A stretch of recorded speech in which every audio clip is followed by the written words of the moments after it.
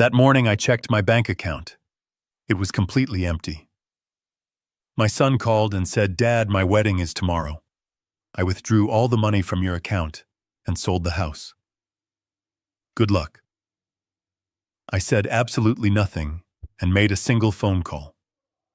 When the wedding day arrived, he learned a very hard lesson. If you are watching this, make sure to subscribe and tell me where you are listening from. Let me tell you exactly how this nightmare started. It was a Friday morning, the kind of quiet, crisp Texas morning that makes you want to sit on the porch with a hot cup of black coffee and watch the sunrise. I am Victor Gallagher. I am 71 years old. I was sitting at my kitchen island tapping the screen of my tablet to pay my monthly utility bills. The house was peaceful. It had been overwhelmingly silent since my beautiful wife Diana passed away. I opened my banking application. My eyes adjusted to the bright screen. The number staring back at me was not the $485,000 I had secured just a week prior. The balance read $0.00. For a man who spent 30 years as a chief compliance officer, tracking offshore financial fraud for a major Chicago investment firm, you would think a suddenly emptied bank account would trigger a massive heart attack. You would think I would drop the tablet. You would think I would grasp my chest and gasp for air. But panic is the enemy of a clear mind. I did not gasp. I did not throw the tablet across the room. I just sat there and stared at the empty digital void. That $485,000 was not my retirement fund. It was the life insurance payout from my late wife, Diana. It was the exact amount of money we needed to lay the foundation for a youth shelter in her memory. It was her legacy. And now it was gone, evaporated into thin air. Before I could even process the mechanics of the missing funds, a loud, heavy thud echoed from the front hallway. I set my tablet down on the marble counter. I walked toward the foyer and found my front door wide open. Two men in thick work boots and dirty denim jackets were wrestling my antique mahogany console table out the door. The very same table Diana and I bought on our honeymoon in Charleston 40 years ago. I stepped forward and raised my hand. "Excuse me," I said. My voice was calm but carrying that undeniable weight of authority I used to reserve for embezzling corporate executives. "What exactly do you think you are doing with my furniture?" The taller of the two men paused, wiping sweat from his forehead with the back of his hand. He looked at me with a mixture of annoyance and pity. "We are just doing our job, buddy," he said. "The new owner wants the place cleared out by noon." New owner. I repeated the words slowly, letting them sink into the quiet air of the hallway. I reached into my pocket and pulled out my house keys. I walked over to the front door and tried to slide the key into the deadbolt. It would not go in. The lock had been changed. They had drilled it out and replaced it while I was sitting in my own kitchen. "I need to see your work order right now," I demanded. The second mover, a younger kid chewing gum, pulled a crumpled piece of paper from his clipboard and handed it to me. I unfolded it. There it was in black and white, an expedited estate clearance order, and right there at the bottom on the authorization line was a signature I would recognize anywhere in the world. The loopy, hurried handwriting of my 32-year-old son, Derek, my own flesh and blood, the boy I had taught to ride a bicycle, the boy I had bailed out of college debt. He had authorized a crew of strangers to strip my home bare. I stood in my own hallway, breathing in the familiar scent of lemon polish and old wood, knowing it might be the last time I smelled it. The movers watched me closely, expecting the typical reaction of an old man losing his mind. They expected tears. They expected shouting. They expected me to call the police and make a huge scene. But like I said, panic is a luxury you cannot afford when you are being robbed. In my career, I have dismantled corporate thieves who hid millions of dollars in shell companies across the globe. I know exactly how criminals operate. I know their arrogance. I know their blind spots. And the absolute first rule of catching a thief is to let them think they have gotten away with it. You let them get comfortable. You let them celebrate. I folded the paper and handed it back to the kid. All right, I said smoothly. Just be careful with the legs on that table. The wood is very old and fragile. The movers looked at each other, totally confused by my lack of resistance, but they shrugged and carried the table out to the idling truck in the driveway. I walked back into the kitchen. The house was already echoing. It felt hollow and cold. I picked up my tablet again and looked at the zero balance. Derek was getting married tomorrow. An extravagant $200,000 outdoor wedding to a woman named Brooke. Brooke was a woman who looked at me like I was a stain on her designer shoes. Derek had been complaining about money for months. He had maxed out his credit, trying to keep up with Brooke and her expensive, luxurious lifestyle. I had absolutely refused to pay for the wedding because I knew Brooke was just using him for his perceived wealth. I told him he needed to learn financial responsibility and stand on his own 2 feet. Apparently, this was his twisted version of taking initiative. He decided to steal his dead mother's legacy to fund a party. I did not feel sorrow. I felt a cold, calculating clarity wash over me. Every emotion shut down and the forensic accountant inside me woke up. I walked out the back door and stood in the beautiful garden Diana had planted. I pulled my cell phone from my pocket. I did not call the police. The police would just see a domestic dispute. They would see a confused old man and a son claiming some kind of misunderstanding. No, this situation required a much more precise weapon. I dialed the number of my lawyer, Martin Rosenberg. Martin, I said as soon as he picked up. Execute Plan B.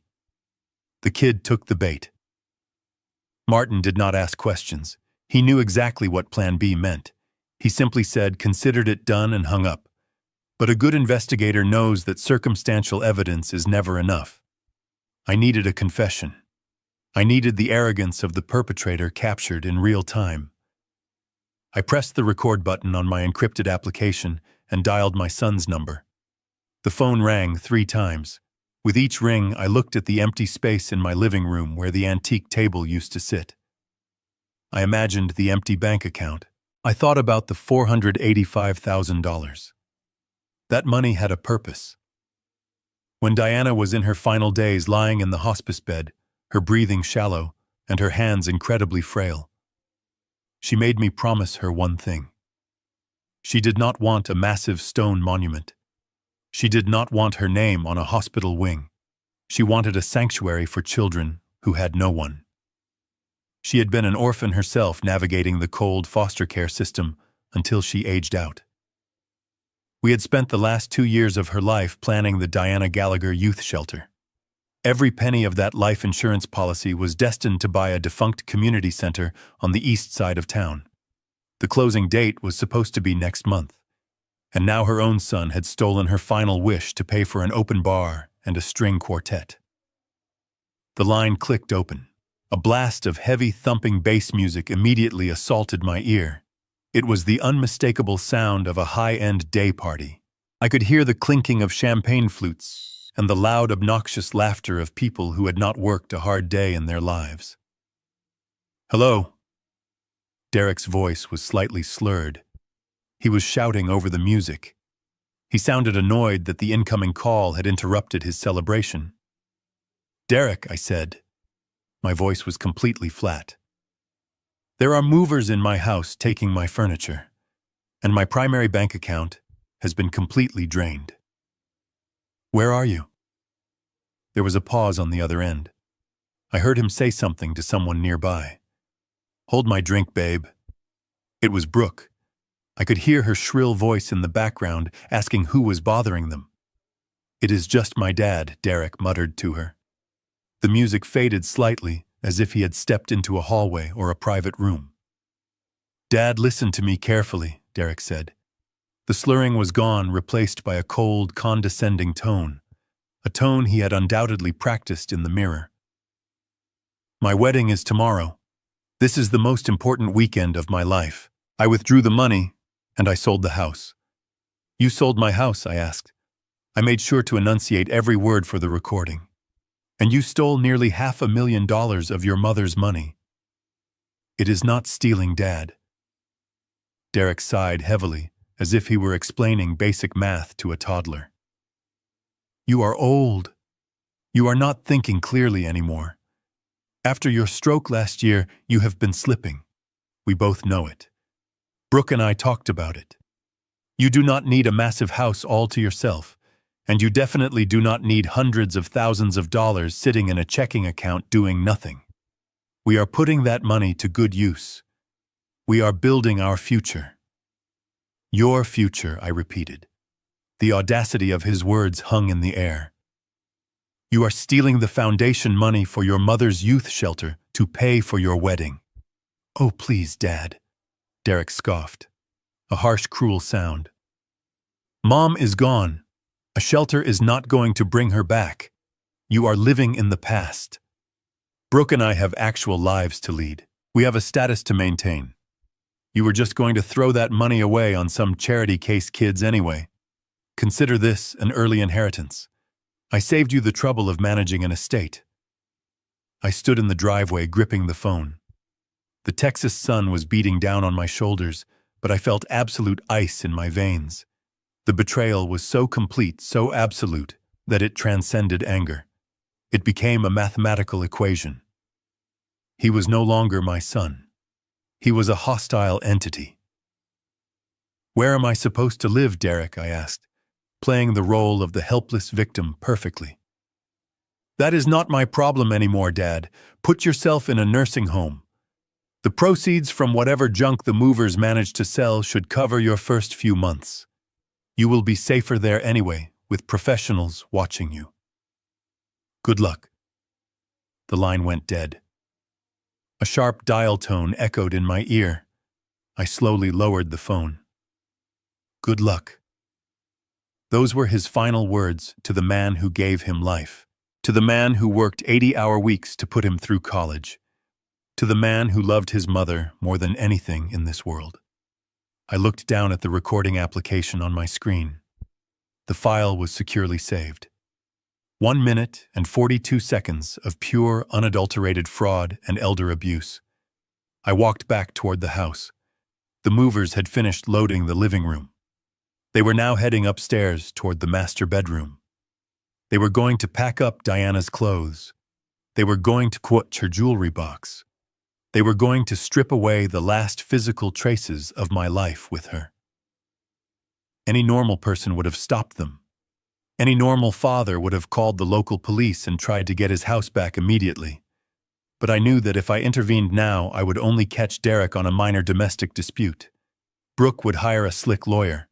They would claim a misunderstanding about the estate planning. They would tie me up in civil court for years while they spent Diana's money. I could not let them win easily today. I turned my back on the movers and walked down the driveway toward my car. It was an unassuming dark blue sedan, parked quietly under the shade of a large oak tree. I unlocked the doors, slid into the driver's seat, and closed myself inside the quiet cabin. The heavy thud of the car door shutting blocked out the sounds of my home being dismantled. I reached into the glove compartment and pulled out a matte black laptop. Derek always made fun of me for carrying it around. He thought I was just an old man clinging to outdated technology.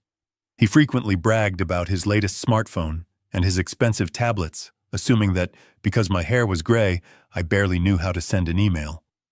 He did not realize that the very banking applications he used on his fancy phone were built on security protocols I helped design back in the late 90s. I was not a tech-illiterate boomer fumbling with passwords. I was the architect of the walls he thought he had just breached. I powered on the machine and bypassed the standard operating system, booting directly into a secure, encrypted environment. I connected to a private mobile hotspot and routed my connection through 3 separate virtual private networks. If I was going to hunt down nearly $500,000, I was not going to leave a digital trail for anyone to follow. I opened my banking dashboard. The consumer-facing application on my tablet had shown a simple zero balance, but I needed the raw data. I bypassed the user interface and accessed the detailed transaction logs. the screen filled with lines of code routing numbers and timestamps. My eyes scanned the green text against the black background, moving with the practiced efficiency of a man who had spent 3 decades hunting financial ghosts. There it was, an outgoing wire transfer executed at 8:14 yesterday morning. The exact amount was $485,000. I highlighted the receiving routing number. It was not a local transfer. Derek had not just moved the money into his own checking account down the street. He had used a third-party clearinghouse to bounce the funds before landing them in a newly established high-yield account. I ran the routing number through a financial database I still had access to. The destination was a regional bank headquartered in Dallas, Texas. My primary account, the one holding Diana's life insurance payout, was based out of Delaware. I leaned back in my seat and let out a slow, deep breath. My son was not just a thief. He was remarkably ignorant of federal banking regulations. By moving that amount of stolen money across state lines, he had instantly elevated a domestic dispute into a federal crime. He had committed wire fraud. The FBI would not treat this as a family disagreement over an inheritance. They would treat it as a major felony. I began compiling the digital footprint. I downloaded the wire transfer authorization forms, the timestamp logs, and the IP addresses used to initiate the transaction. With every click of my mouse, I was forging a nail for my son's coffin. I discovered that the transfer had been authorized using a digital signature. Derek had uploaded a document to the bank to bypass the fraud alert triggers. I pulled up the attachment. It was a scan of a legal document. I squinted at the screen, zooming in on the pixelated image. It was a medical and financial power of attorney. My stomach tightened. I recognized the document immediately, but something was fundamentally wrong with it. Derek had claimed I was losing my mind. He was using a temporary power of attorney I had signed last year when I had a minor stroke, but that document had an expiration date. I had revoked it the moment I was discharged from the hospital. I looked closer at the date on the scanned document. It had been crudely altered. The year had been changed. Derek had forged my legal documents to convince the bank he had the authority to drain my accounts. This was no longer just theft or wire fraud. This was aggravated identity theft and document forgery. He had built a house of cards on a foundation of federal offenses. I saved every single file into an encrypted folder and backed it up to a secure cloud server. I made a secondary copy and sent it directly to Martin's private server. The evidence was now indestructible. Derek thought he had completely outsmarted me. He thought he had outmaneuvered a frail old man who would just cry and accept his fate in a cheap nursing home. He had no idea he had just walked into a trap of his own making. I closed the laptop and placed it carefully back into the glove compartment. I looked out the car window. The movers were securing the heavy ramp on the back of their truck. They had taken everything of value. The house I had shared with Diana was now nothing more than an empty wooden shell. But I did not feel the crushing weight of loss anymore. I felt the cold, sharp edge of absolute resolve. I started the engine of my sedan. The quiet hum of the motor filled the cabin. I adjusted my rearview mirror and took one last look at the property. Derek and Brooke were currently hosting an extravagant rehearsal dinner at a massive rented mansion across town. They were drinking expensive champagne and laughing with their wealthy friends, celebrating a future built entirely on my stolen money. It was time for me to pay my respects to the happy couple. I shifted the car into drive and pulled out of the long driveway, leaving my empty house behind. I drove away completely silently. The hunt had officially begun, and I was not going to stop until I burned their stolen empire to the ground. I drove my sedan to a parking garage and left it there. I did not want my familiar car parked outside, giving them advance warning. Instead, I requested a black car through the Uber application. The driver was a quiet man who kept the radio volume low, which I appreciated. I needed silence to focus on the performance I was about to deliver. The ride to the western hills of Austin took 40 minutes. We pulled up to a massive iron gate. The property was a sprawling modern glass and stone mansion that Derek and Brooke rented for the entire weekend. It was the exaggerated luxury that people with no actual wealth loved to show off. The driver rolled down his window and gave my name to the security guard. Since guests were still arriving, the guard simply nodded and waved us through. We drove up a long, winding driveway lined with imported palm trees and expensive sports cars. I thanked the driver, stepped out of the vehicle, and straightened my casual khaki jacket. I was not dressed for a high society evening. I was wearing the clothes I had put on to drink my morning coffee. I was not there to impress anyone. I walked up the wide stone steps toward the massive double doors. They were propped open to let the cool evening breeze flow through the house. The sound of live jazz music drifted out into the night air, accompanied by the low hum of wealthy people trying very hard to sound important. I stepped over the threshold into the grand foyer. The interior was blindingly white. White marble floors, white leather furniture, and massive modern art pieces.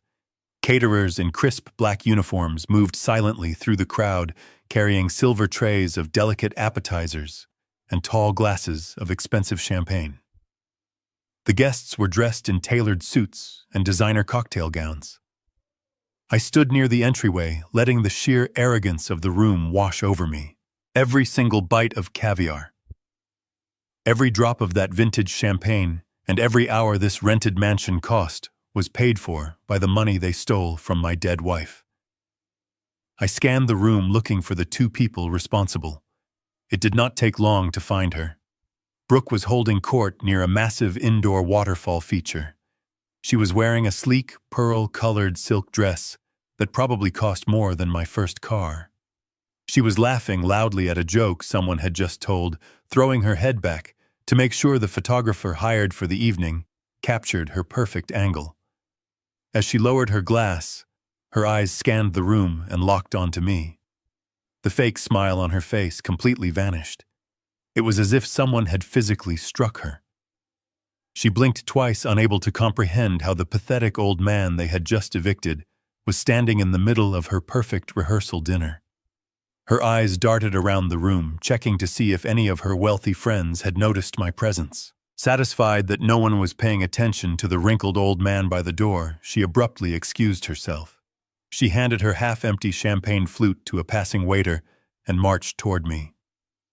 Her high heels clicked sharply against the marble floor, sounding like a ticking metronome counting down to an explosion. I stood my ground and waited. I let my shoulders slump slightly, and I softened my expression. I needed her to see weakness. I needed her to feel superior so she would make mistakes. Brooke did not stop until she was inches from my face. She strategically positioned her body to block me from the view of the main dining hall. Her perfume was incredibly strong and suffocating. "What on earth are you doing here?" she hissed. Her voice was barely a whisper, but it was laced with absolute venom. "You were not invited to this dinner, Victor." I looked around the room, pretending to be confused and slightly intimidated. "I just needed to speak with my son," I said, letting my voice tremble just a fraction. "I went to the house and there were men taking my things." Brooke grabbed my arm. Her perfectly manicured fingernails dug sharply into my wrist. She squeezed hard enough to leave marks. "Keep your voice down, you crazy old fool," she ordered. Her eyes were wide with furious panic. "Look at you. You look like a homeless person who wandered off the street. You are wearing dirty khakis at a formal event. You are completely ruining my aesthetic. Do you have any idea who is in that room right now? There are investors and influencers here. My brand depends on this weekend looking flawless." I gently tried to pull my arm away, but her grip tightened.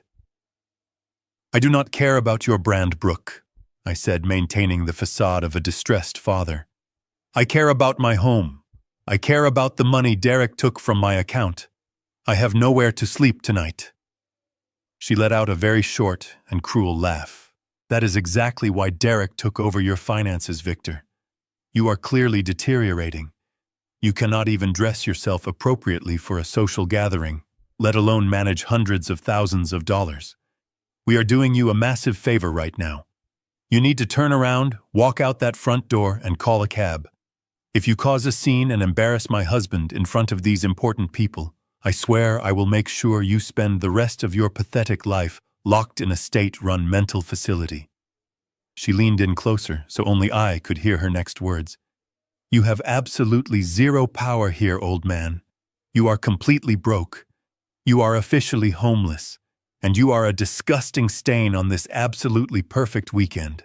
Leave right now before I have the private security guards drag you outside and throw you onto the literal street." Before she could summon the guards, a hand firmly grabbed my shoulder. It was Derek. He smelled of expensive cologne and expensive dark scotch. "Brooke is right, Dad," he said, his voice tight with suppressed anger. "You should not be here. But since you are, we need to settle this away from my guests." He did not wait for my response. He tightened his grip on my shoulder and practically dragged me down a long hallway away from the music and the laughter. We entered a private study. It was a heavy room with dark oak-paneled walls and tall, heavy wooden bookshelves that looked like they had never been touched. Derek closed the heavy wooden door behind us, instantly cutting off the sounds of the party. The silence in the room was oppressive. He walked over to a massive mahogany desk and leaned against it, crossing his arms. He looked at me not with the love of a son, but with the cold calculation of a man who was trying to manage a nuisance. I stood near the door, letting my hands shake slightly. I kept my head lowered. "What is this, Derek?" I asked, my voice cracking perfectly. "Why are there men taking your mother's furniture? Why is my bank account empty?" Derek sighed loudly, rubbing the bridge of his nose as if I were giving him a terrible headache. "Dad." "We talked about this," he lied smoothly. "Do you really not remember?"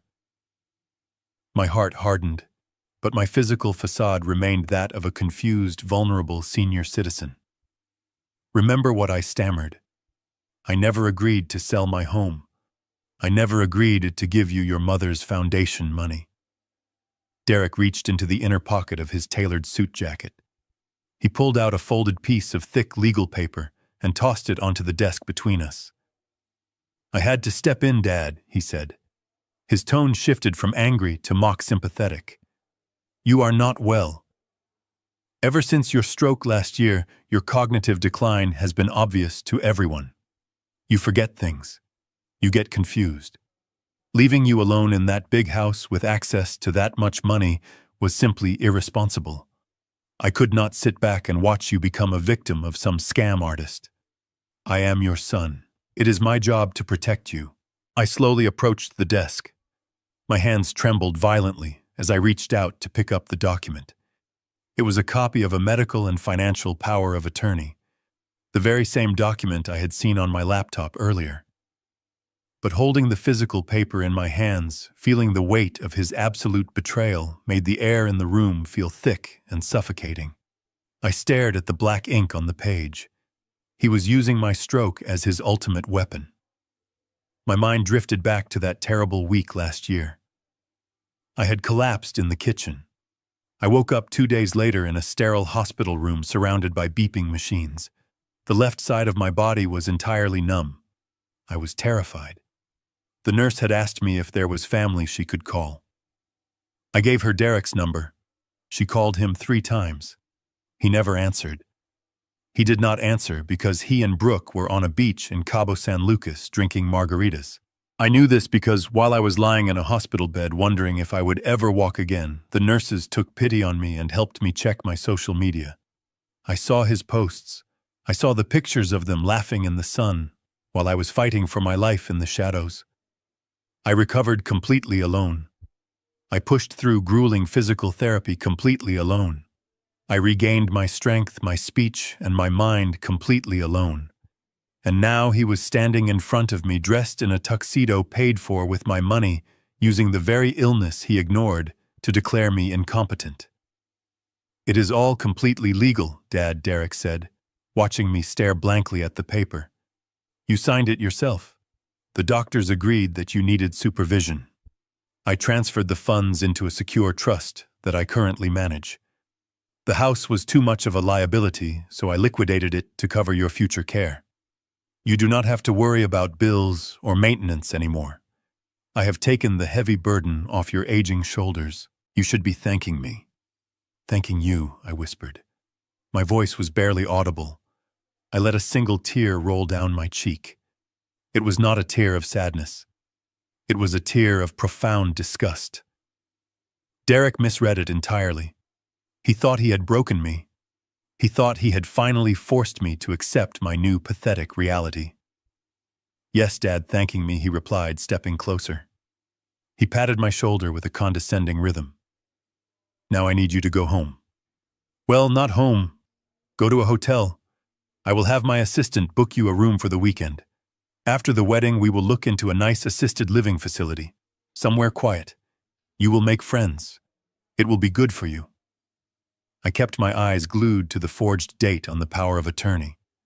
The numbers had been blatantly altered to make the expired temporary document appear permanent. He was incredibly arrogant.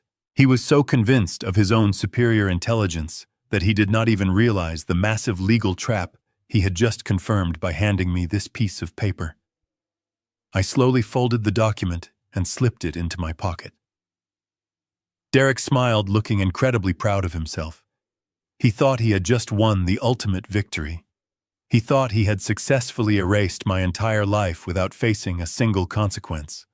I nodded weakly, turned my back on my only son, and walked quietly out of the room, completely ready to destroy his pathetic little empire tomorrow. As my hand reached for the heavy brass doorknob, the thick wooden door suddenly swung open inward. Brooke stood in the threshold, blocking my exit. She had clearly been listening from the hallway, waiting for the perfect moment to make her entrance.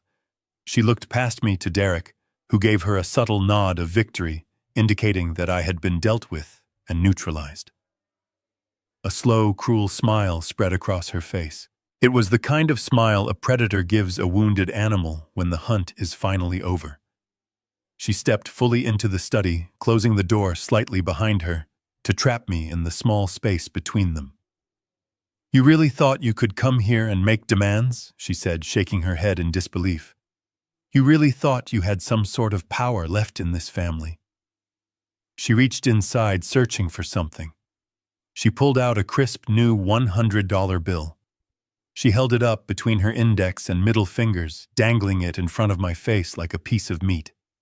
She took a step closer until I could smell the overpowering scent of her expensive perfume again. With a swift, demeaning motion, she shoved the folded bill directly into the front breast pocket of my jacket. She patted the pocket twice as if she were rewarding a stray dog. "Take a taxi to a cheap motel." "Old man," she whispered, her tone dripping with absolute disgust. "Buy yourself a hot meal and go to sleep. And do not even think about showing your face at the venue tomorrow. You are not needed. Do not ruin my photos tomorrow."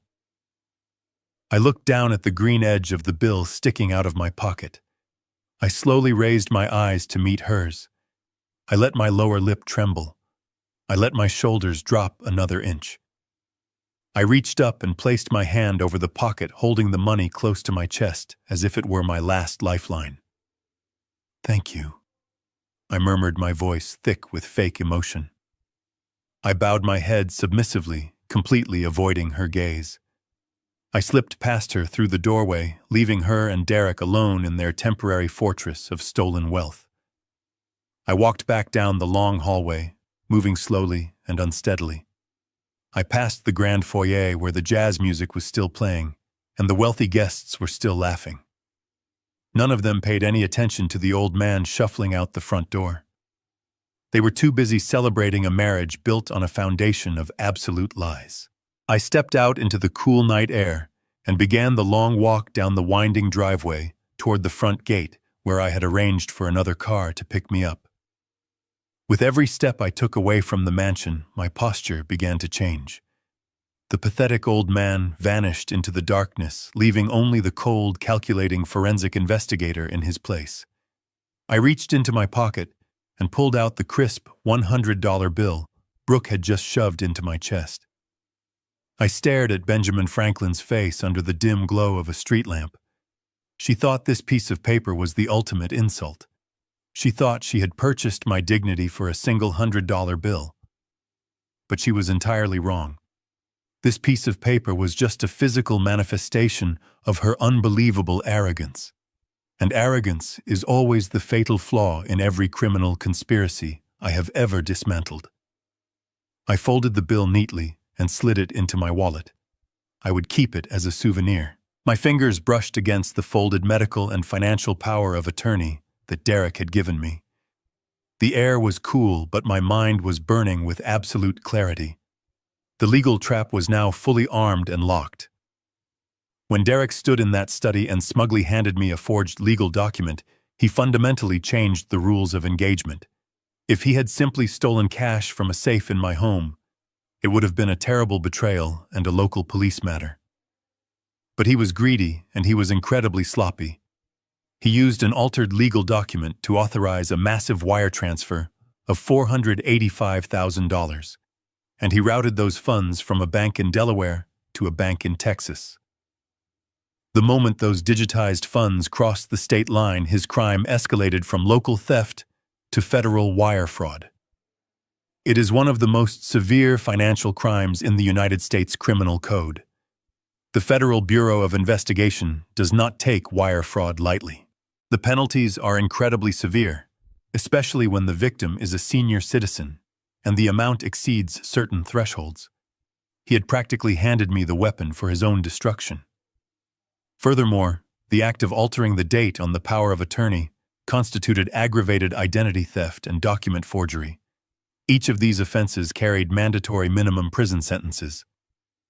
Brooke and Derek thought they were playing a simple game of family politics.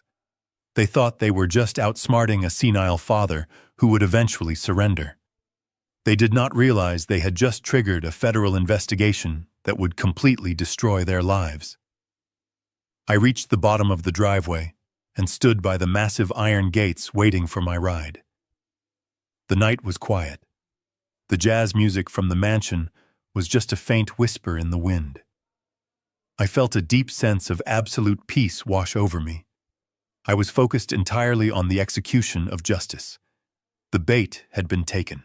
The evidence was secured on multiple encrypted servers. All that was left to do was spring the mechanism. I watched the headlights of my approaching car cut through the darkness. Tomorrow, they were going to have a beautiful wedding, and I was going to give them a wedding gift they would never forget for the rest of their miserable lives. The black car arrived at the driveway. I opened the door and slid into the back seat. I gave the driver an address in downtown Austin. The ride through the dark city was perfectly quiet. My mind was no longer focused on the mansion or the rehearsal dinner. I was preparing for the clinical execution of justice. We pulled up to a towering glass high-rise. It was 11:30 at night. The lobby was completely deserted, except for a single security guard reading a book behind a marble counter. He nodded at me as I walked toward the elevators. I pressed the button for the top floor. The elevator hummed quietly as it carried me up. The doors opened to the dark reception area. A single light shone at the far end. It spilled from Martin Rosenberg's office. Martin was not just my lawyer. He was a former federal prosecutor who worked alongside me investigating financial fraud. He knew my methods. He knew my mind. And he knew my late wife, Diana. I pushed the door open. Martin was sitting behind his heavy oak desk. His tie was loosened, and his sleeves were rolled up. The soft glow of his desk lamp illuminated a thick stack of printed documents. These were the digital files I transferred to his server. He looked up over his reading glasses as I entered the room. "You look terrible, Victor," he said. I sat down and let out a long breath. "I feel incredibly clear, Martin," I replied. "Have you reviewed the files I asked?" Martin nodded slowly. He tapped the stack of papers with his pen. "It is all here. The wire transfer logs, the destination numbers, the altered timestamps, and the forged power of attorney. Derek was stupid to use a clearinghouse. He left a digital trail a mile wide. I spent the last 3 hours drafting the official report for the Federal Bureau of Investigation. I have also prepared the emergency injunctions to freeze the receiving accounts in Dallas. The moment the banks open on Monday morning, those funds will be locked down tighter than a drum. But the FBI does not wait for banking hours when wire fraud of this magnitude is reported. We can submit this directly to the Cybercrimes Division right now. Martin leaned back in his chair and took off his glasses. He looked at me with a profound sadness. For 20 years I have known you, Victor. I have watched you dismantle ruthless corporate criminals without blinking an eye. But this is different. This is Derek. I watched that boy grow up. I attended his high school graduation. I ate dinner at your table with Diana while he played in the backyard. Martin leaned forward and rested his arms on the desk. He folded his hands together. I need to ask you this as your legal counsel and as your friend. Are you absolutely sure you want to do this? Once we file this report, there is no retracting it. This is not a civil suit. This is a federal felony. They will arrest him. He will face severe mandatory prison time. Your only son will become a convicted felon. Are you prepared to send your own flesh and blood to federal prison? The only sound was the faint ticking of a grandfather clock in the corner of the office.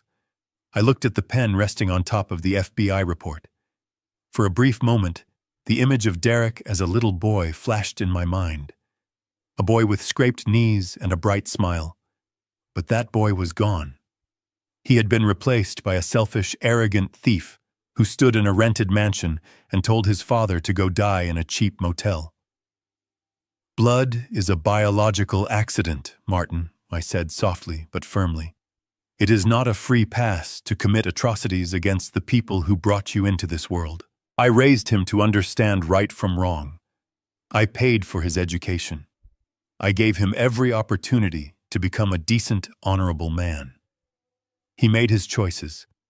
He chose to look at my temporary physical weakness after my stroke as a permanent opportunity for exploitation. He chose to steal the money intended for orphans to fund a ridiculous party.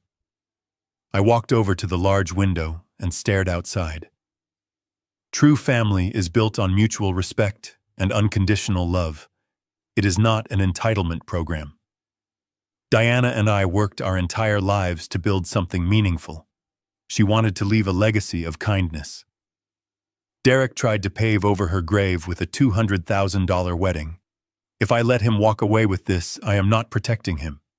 I am simply validating his cruelty.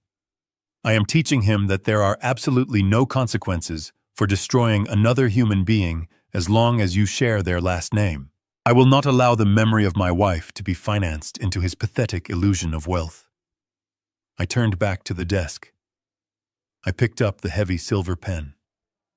I did not let my hand shake.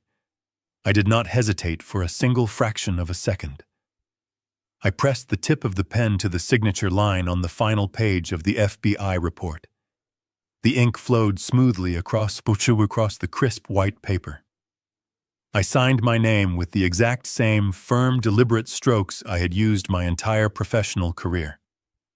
I placed the pen back onto the desk and pushed the document toward Martin. I am completely sure, I said. My voice was steady and absolute. Spring the trap immediately. Martin looked at the signature. He let out a quiet sigh of resignation. He opened his laptop and scanned the signed page into the secure federal portal. With one click of his mouse, the encrypted file was sent directly to the Cybercrimes Division. The mechanism of justice was now officially in motion. I slept 4 hours on the vintage leather sofa in Martin's office. The morning sun was just beginning to pierce the glass windows. It was Saturday. It was the morning of my son's wedding. Caterers were arranging expensive flowers and velvet chairs on a manicured lawn. Inside the quiet law office, there was no celebration. There was only stale coffee and the hum of computer servers. Martin walked into the room holding 2 steaming mugs of black coffee and a fresh stack of manila folders. He looked exhausted, but his eyes were sharp and focused. He handed me a mug and dropped the folders onto the heavy oak desk with a loud thud. "The Cybercrimes Division acknowledged our file at 3 in the morning," Martin said, taking a sip. "They officially opened a case. The wheels are turning." While waiting, I dug into the secondary part of Derek's financial scheme. I pulled the property records. I stood and walked over to the desk. The coffee burned my throat, but it woke up my senses. "The house," I said softly. "Derek told me he liquidated the house to cover my future care in an assisted living facility." I assumed he had just initiated a standard listing agreement with a crooked real estate agent. Martin shook his head and opened the top folder. "He did not list the house, Victor. He sold it. The transaction was finalized and recorded electronically late yesterday afternoon." I stared at the official county deed transfer document. The numbers printed on it made absolutely no sense. The house Diana and I built had a market valuation of at least $1.2 million. It was located in one of the most desirable neighborhoods in the entire state. But the sale price listed on the deed was exactly $600,000, half of its actual value. I traced my finger over the printed numbers. He sold a $1 million estate for $600,000. I muttered, my mind quickly processing the mathematics of the crime. He took a 50% loss on the greatest asset in the portfolio. Why would he do that? "Because he did not care about the long-term value," Martin replied, leaning against the edge of the desk. "He cared about liquidity. Look at the terms of the sale. It was an all-cash transaction. No mortgage contingencies, no structural inspections, no standard 30-day escrow period. He surrendered the deed for a duffel bag of digital cash." The reality hit me like a blow. Derek was not just stealing my money for a wedding. The wedding was just a smokescreen. The $200,000 party was designed to make him look incredibly successful and deeply rooted in the community. But behind the scenes, he was executing a massive fire sale. He drained the $485,000 from the life insurance policy. He liquidated the real estate for another $600,000 in pure cash. He had gathered over $1 million in untraceable liquid assets in less than 48 hours. "He is running," I said, looking up at Martin. "He is not planning to stay in Austin. He and Brooke are planning to take the money and flee the country immediately after the reception. They will probably hop on a plane to somewhere with favorable extradition laws under the guise of an extended luxury honeymoon. By the time anyone realizes the money is completely gone and the property is legally tangled, they will be sitting on a beach halfway across the world." Martin nodded in agreement. "That is the only logical explanation for taking such a massive loss on the property. He needed the cash instantly. But that brings us to the most confusing part of this entire transaction." Martin flipped to the second page of the file. "In all my years of practicing real estate and financial law, I have never seen a property close this fast. The title search alone usually takes a week. To execute a cash transfer and record a deed in under 24 hours requires an incredibly motivated buyer, someone who is willing to bypass all standard legal protections and cut massive corners." I looked down at the buyer information on the deed. The space where a family name or a standard property management firm should have been was occupied by a corporate entity. The new legal owner of my home was listed as Apex Holdings Limited Liability Company. Apex Holdings, I read the name aloud. It sounded exactly like the type of generic shell company criminals use to wash dirty money. Who is behind it? "That is the million-dollar question," Martin said, tapping the paper. "I ran a preliminary search on the Texas Secretary of State Business Registry. Apex Holdings was incorporated exactly 3 days ago. It has no prior business history. It has no listed physical office address other than a generic post office box in a strip mall. And the registered agent is shielded by a third-party anonymity service. Someone created this company specifically to buy your house." I took another sip of my coffee, letting the bitter taste sharpen my focus. Derek's arrogance had blinded him, but he was not a criminal mastermind. He did not know how to set up shell companies or have connections to underworld buyers who could produce untraceable cash overnight. Someone else was pulling the strings on this real estate deal. Someone with a deep understanding of how to exploit a desperate, greedy young man.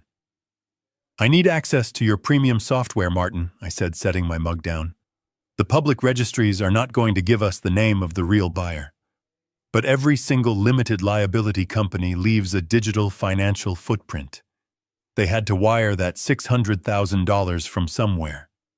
And I am going to find out exactly who handed my son the match he used to burn down my legacy." Martin stepped aside and let me take his leather chair. I opened a specialized data terminal on his secure computer network. This software was not available to the general public. It was a proprietary forensic database used by federal investigators to trace dark money across international borders. A domestic shell company like Apex Holdings might fool a local tax assessor, but to this system it was practically transparent. I began running a reverse trace on the corporate registration number. The anonymity service shielding the owner was based in Nevada. I bypassed their firewall by cross-referencing the digital payment method used to file the initial incorporation documents. Criminals often remember to hide their names, but they almost always forget to hide the credit card they use to pay the filing fees. Lines of data scrolled rapidly across the bright monitor. I watched as the software peeled back the layers of deception. Within 10 minutes, the system flagged a direct match. The credit card used to establish Apex Holdings belonged to an individual residing right here in Austin. The screen refreshed and a name appeared in bold black text. Chad. No massive corporate conglomerate. No sophisticated syndicate of offshore real estate investors. Just a single individual named Chad. I typed his full name into a secondary public records database. He had a few minor traffic violations and a dismissed civil suit for unpaid rent, but no major criminal history. What he lacked in criminal sophistication, he made up for in an aggressive social media presence. I opened a standard internet browser and navigated to popular social media platforms.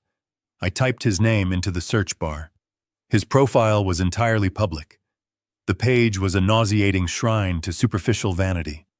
There were hundreds of photographs of a heavily muscled man in his late 20s posing in gyms, drinking protein shakes, and standing near leased luxury cars. His profile bio listed him as an elite personal fitness coach and a lifestyle entrepreneur. I scrolled through his posts, feeling a cold knot forming in my stomach. I knew exactly where this was going, but I needed visual confirmation. I clicked on a photo album tagged with a location in downtown Austin. It was a high-end private training facility, and there she was. Brooke. My future daughter-in-law was featured prominently in dozens of his videos and photographs. In some, she was lifting weights while he spotted her with his hands lingering entirely too close to her waist. In others, they were taking mirror selfies together, their bodies pressed tightly against one another, smiling brightly for the camera. The captions were full of heart symbols and inside jokes. She called him her daily motivation. He called her his favorite client. But the body language in these images told a completely different story. It was not a professional relationship. It was intimate. It was arrogant. It was deeply sickening. Chad was not just a fitness trainer who decided to pivot into real estate investing overnight. He was Brooke's lover. The pieces of the puzzle slammed together with a deafening finality. Derek was completely oblivious. He thought he was the mastermind of this grand financial escape. He thought he was liquidating my assets to fund his beautiful future with his perfect wife. But Derek was just a useful idiot. Brooke and Chad orchestrated the entire real estate transaction. Brooke manipulated my son into selling the property at a massive financial loss, knowing that Chad had formed a shell company to purchase it. They were using Derek's own greed to rob him blind. Once the wedding was completely over, and Derek was left holding the bag for the federal wire fraud, Brooke and Chad would take all the cash, the house, and disappear. I pushed the chair back and stood up from the desk. My hands were shaking, but not from weakness. It was a physical reaction, to the sheer magnitude of the disrespect. I walked over to the window and looked out at the city skyline. I closed my eyes and thought about my house. It was not just a building constructed from wood and stone. When Diana and I bought that plot of land 40 years ago, we could not afford to hire a massive construction crew. I laid the foundation myself. I framed the walls with my own hands, working late into the night, under the glow of a halogen worklight. I sanded the hardwood floors until my fingers bled. Every single nail in that house was driven with the intention of building a safe sanctuary for my family. We raised our son in those rooms. We celebrated birthdays and holidays in that living room. I held my wife in my arms in that bedroom when she took her last breath. The house was a physical manifestation of a lifetime of hard work and unwavering love, and my son had handed the keys to a sleazy fitness trainer so his cheating fiancée could steal our legacy. The profound insult of it burned in my chest like a physical fire. They had taken something sacred and turned it into a cheap hustle to fund their pathetic, superficial lifestyle. Martin watched me from the doorway. He had seen the photographs on the monitor. He knew exactly what this meant. "This changes everything," Victor Martin said quietly. "It is not just your son anymore." I turned away from the window. My voice was dangerously calm. "No, it does not change everything at all, Martin," I replied. "It simply expands the entire blast radius of the situation. Derek betrayed his father for money. Brooke betrayed Derek for the exact same terrible thing. They are all infected with the exact same disease. They actually believe that they are smarter than everyone else because they have no moral compass. But they forgot one fundamental rule. When you steal a house built by a forensic investigator, you should probably check the floorboards before you try to move in." Martin looked at me with a mixture of curiosity and apprehension. "What exactly do you have in that house, Victor?" he asked. I walked back over to his heavy desk and reached for my laptop bag. "I did not wire the house with explosives, if that is what you are thinking," I said, pulling out my matte black computer. "But when you spend 30 years investigating people who lie for a living, you develop certain habits. I do not just trust locks and deadbolts. I trust verifiable data." I opened my laptop and connected it to Martin's secure network again. When Diana started getting sick, I installed a very comprehensive security system. I needed to monitor the house in case she fell or needed medical assistance while I was in another room. Derek knew about the cameras. He actually complained about them, constantly claiming they were an invasion of privacy whenever he came over. What Derek did not know is how those cameras actually operated. He possesses the technological understanding of a teenager. He thinks that if you unplug a device from the wall, it simply ceases to exist. He thinks pulling a power cord is the ultimate security measure. I logged into a highly encrypted offshore server. A grid of blank black squares appeared on my screen. Each square represented a different room in my house. The live feed was dead. Derek had indeed gone through the house and unplugged every single camera he could find before he brought the movers in. But he did not realize that the physical cameras were merely optical relays. The actual recording system was hardwired into an independent battery backup hidden inside the walls. Every single second of video and audio was instantly uploaded to a secure cloud server. The data was untouchable. I bypassed the dead live feed and accessed the archived storage. I needed to see exactly what happened in my house before the movers arrived. I selected the master timeline and began scrolling backward.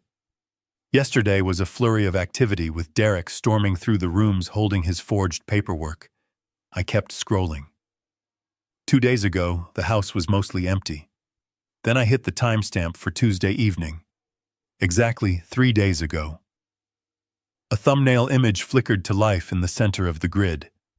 The camera was located in the main living room, pointing directly at my antique cabinet. I clicked the thumbnail to expand the video to full screen.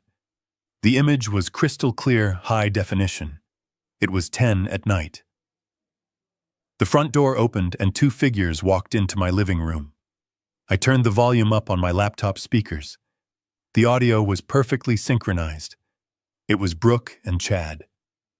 They were not wearing the formal clothing I had seen at the rehearsal dinner. They were dressed in casual athletic wear, looking entirely too comfortable in a home they did not own. Brooke tossed her expensive purse onto my sofa and let out a dramatic sigh. "It is finally going to happen now," she said, spinning around in the exact middle of the room. Chad walked straight past her and headed directly for my liquor cabinet. He did not even hesitate. He opened the glass doors with absolute confidence, as if he had been there 100 times before. He reached past the cheap bottles and grabbed a rare single malt scotch that Diana had bought for my 60th birthday. A bottle I had been saving for a truly special occasion. He popped the cork and poured 2 massive glasses without bothering to look for ice. Chad handed a full glass to Brooke. They clinked the heavy crystal tumblers together. "To the easiest payday of my entire life," Chad said, a smug grin plastered across his face. Brooke took a sip and laughed, a sharp, ugly sound that echoed through my empty house. "I cannot believe Derek actually bought the whole story," she said, shaking her head. "He was so terrified of looking broke in front of my friends that he practically begged you to take the house off his hands. He thinks he is a financial genius." Chad took a long drink of my scotch. "Derek is an absolute moron," Chad replied, walking over to my leather armchair and dropping his heavy frame into it. He propped his feet up on the mahogany coffee table, leaving dirty scuff marks on the polished wood. "He literally handed me the deed to $1 million property for half the price, and he thinks I am doing him a massive favor. Once the wedding is over and the ink is dry on that wire transfer, we are going to disappear. And Derek is going to be left standing at the altar with absolutely nothing but a massive charge." Brooke walked over and sat on the arm of the leather chair, wrapping her arm around Chad's neck. She kissed him deeply, right there in the middle of my living room. "I am so glad I do not have to pretend to love that pathetic loser anymore," she whispered. "We take the $485,000 in cash from the insurance policy. We take the $600,000 from the house flip. We catch the first flight to Dubai, and we never look back. He can rot in federal prison for all I care." The old man drops dead. Martin stood behind me watching the screen in absolute horrified silence. He had prosecuted hundreds of criminals, but the sheer callousness of what we were watching was entirely different. It was deeply personal. They were sitting in my house drinking my scotch and casually planning the complete destruction of my family. I did not feel angry. I felt an incredible, terrifying calm. I paused the video, perfectly freezing the frame on their smiling faces. "The digital cloud does not lie, Martin," I said softly. I leaned back in the chair and closed the laptop. The evidence was absolutely flawless now. I pressed the spacebar on the keyboard, and the high-resolution video feed resumed playing immediately. On the screen, Brooke pulled away from Chad and walked over to my dining table. She ran her hand along the polished wood surface, leaving a faint smudge on the finish. She turned back to Chad with a wicked gleam in her eyes. "The best part of this entire plan is how completely insulated we are," she said. Her voice was crystal clear. "Derek is the one who took his father's medical records to that shady notary. Derek is the one who actually signed the forged power of attorney. He is the one who marched into the bank and authorized the wire transfer. My name is not on any paper. If the federal investigators ever catch on, they are going to look straight at the son who came into massive cash before the wedding. He is the perfect shield." Chad laughed, taking another gulp of my vintage scotch. He walked slowly over to the table to join her. "And my name is completely buried behind 3 layers of corporate anonymity," he added. "Apex Holdings will transfer the real estate deed to an overseas buyer by Monday morning. The $600,000 will be washed through offshore accounts before the old man even realizes his locks are changed. We take the $485,000 from the life insurance policy that Derek deposited into the joint account. We drain it all tomorrow night while he is dancing at the reception. We leave his phone in the hotel suite, Our flight to Dubai boards at 2 in the morning. By the time Derek wakes up on Sunday, he will be completely broke, wifeless, and staring down the barrel of a federal indictment. Brooke smiled a smile so incredibly cold and completely devoid of human empathy. She raised her heavy crystal glass high in the air. To Derek, she mocked. The most gullible groom in the history of the world. They clinked their glasses together again. I watched my future daughter-in-law and her personal trainer casually map out the absolute destruction of my only son. Derek had betrayed me, but he was doing it out of a desire to please a woman who viewed him as a temporary financial stepping stone. He thought he was stealing my legacy to build a life with her. He was digging his own grave and paying for the shovels. I felt a wave of pity for the boy. Not forgiveness, but pity. He was incredibly foolish, and he was about to pay a terrible price for his arrogance. I reached for the mouse and stopped the video playback. The 4,000 pixel resolution captured every micro-expression on their faces. The audio was pristine. A defense attorney could never argue that this was a deep fake. It was a direct, explicit confession of criminal conspiracy, wire fraud, and planned evasion of justice. I opened an encrypted protocol. I highlighted the video file and the isolated audio track. With a few deliberate keystrokes, I began the download process. A green progress bar appeared on the screen, slowly inching toward completion. I mirrored the download simultaneously, sending a direct copy to Martin's secure legal server and another copy to an offline physical drive I kept in my briefcase. Martin stood perfectly still behind me. His breathing was incredibly heavy and deliberate. In all my years in the justice system, I have never seen a conspiracy laid out so plainly, he whispered. They are not just thieves. They are sociopaths. They are entirely willing to destroy a man's life just to fund a permanent vacation. Martin walked around the desk and slumped into his chair, rubbing his temples. We need to submit this video to the Cybercrimes Division immediately. This elevates the entire case. It is no longer just your son committing wire fraud. This is a multi-person criminal syndicate executing a coordinated strike against a vulnerable target. The Federal Bureau of Investigation will bring the hammer down on all of them. They will intercept Brooke and Chad at the airport before they ever set foot on that plane to Dubai. I watched the green download bar hit 100%. The files were locked and secured. I quietly closed the remote access window to my hidden home security system. No, Martin, I said calmly. We are not giving this video to the authorities just yet. Martin looked at me in shock. Victor, you have the smoking gun right here. Why would you withhold this from the federal agents?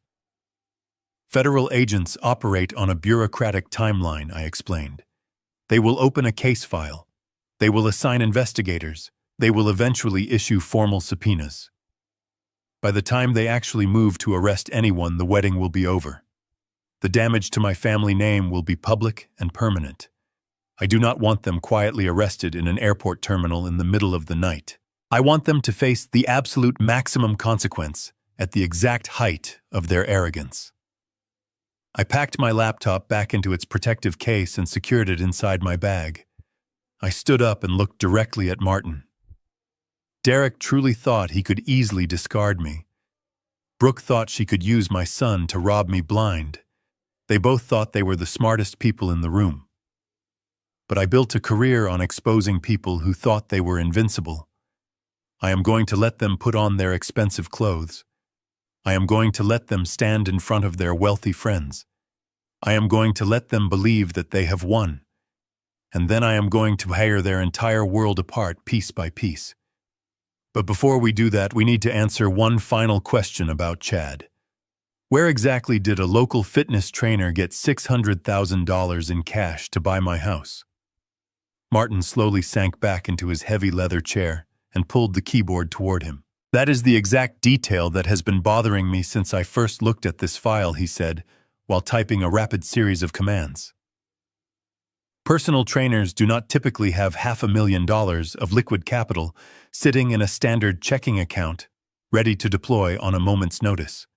Even a legitimate hard money lender would require a property appraisal and at least 48 hours to underwrite a loan of that size. Chad had to get this cash from a source that completely bypasses the traditional banking sector, a source that does not ask questions and operates strictly in the shadows. I walked around the desk and stood behind his shoulder watching the screen as the forensic software dug into the origin of the $600,000 deposit into the Apex Holdings account. The money did not come from a traditional retail bank. It originated from a small private commercial lending firm located in a dilapidated industrial park just outside the city limits. Martin highlighted the name of the firm. Silver State Financial Services. Do you know them? I asked. Martin let out a low whistle that sounded incredibly strained. I know exactly who they are, Victor, and it makes this entire situation exponentially more volatile. Silver State Financial Services is not a real lending institution. It is a known front company for a very dangerous local syndicate. They operate a massive illegal loan sharking ring, disguised as a high-risk commercial venture capital group.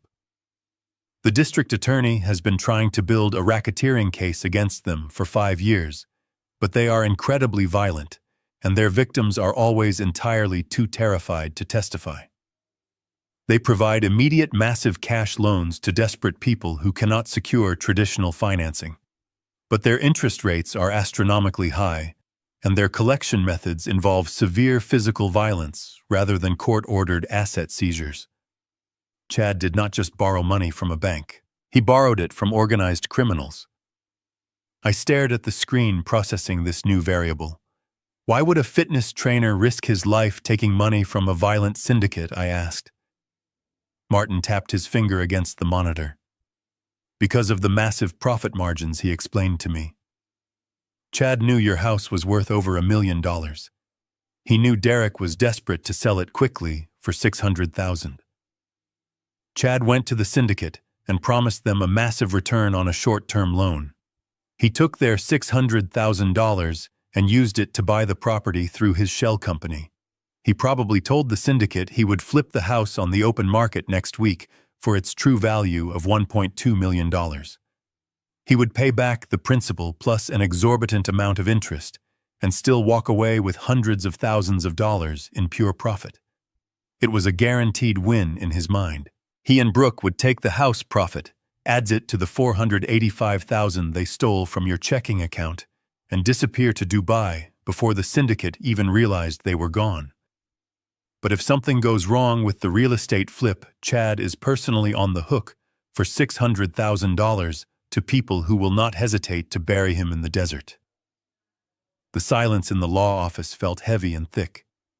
Martin looked up at me, his face pale and tight with genuine concern.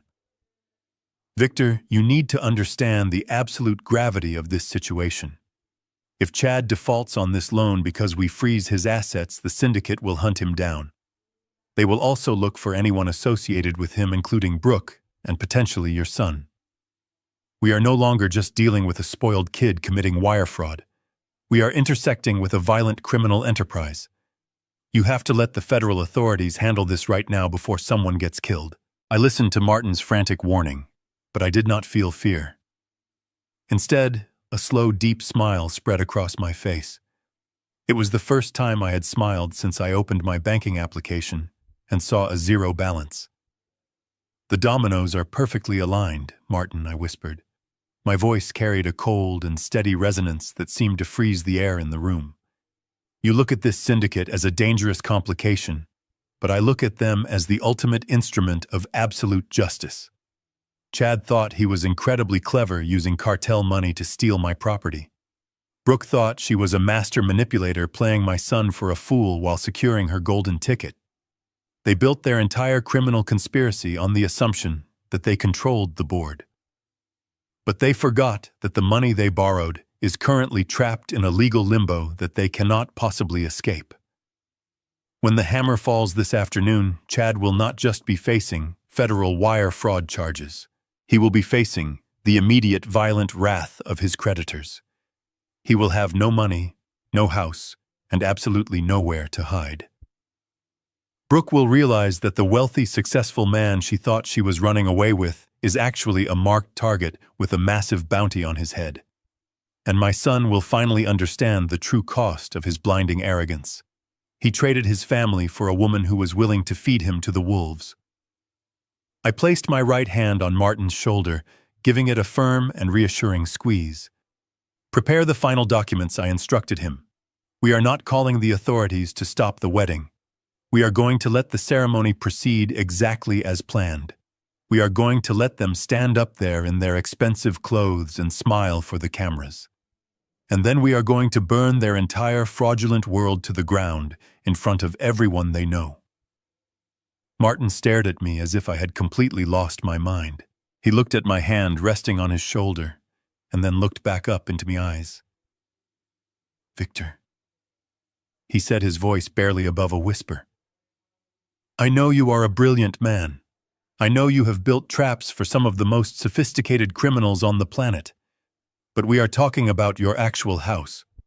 We are talking about $600,000 of cartel money floating around in the local financial ecosystem. We are talking about your son being in the crosshairs of a violent syndicate. How can you possibly be this calm? How can you just let this play out, knowing that the deed to your home has already been electronically transferred to a shell company?" I pulled my hand back and walked over to the leather chair opposite his desk. I sat down slowly and crossed my legs, resting my hands on my knees. I looked at the digital clock on the wall. It was now almost 6 in the morning. The sun was fully up, casting a bright, warm light through the office windows. "Martin," I said, keeping my voice perfectly level, "do you honestly believe that a man who spent his entire professional life designing fail-safes for multinational banks would leave his own personal assets entirely unprotected? Do you really think I just left the original deed to $1 million property sitting in an unlocked filing cabinet in my home office for any greedy relative to snatch?" Martin frowned, furrowing his brow. "I saw the transfer documents," he countered. "The county clerk recorded the sale. The transaction was authenticated. It is a matter of public record now." I nodded, acknowledging his point. "The transaction you saw was recorded based on the documents my son submitted," I explained. "But the documents he submitted were entirely worthless. 5 years ago, when Diana first received her terrible medical diagnosis, I knew our lives were going to change forever. I knew that medical bills could accumulate, and I knew that grief can often make people do very desperate things. I wanted to ensure that no matter what happened to my physical or mental state, her legacy would be absolutely untouchable. So I took every single major asset we owned and I moved it. I reached into my breast pocket and pulled out my reading glasses, holding them by the frame. I did not just hire a standard estate lawyer, Martin.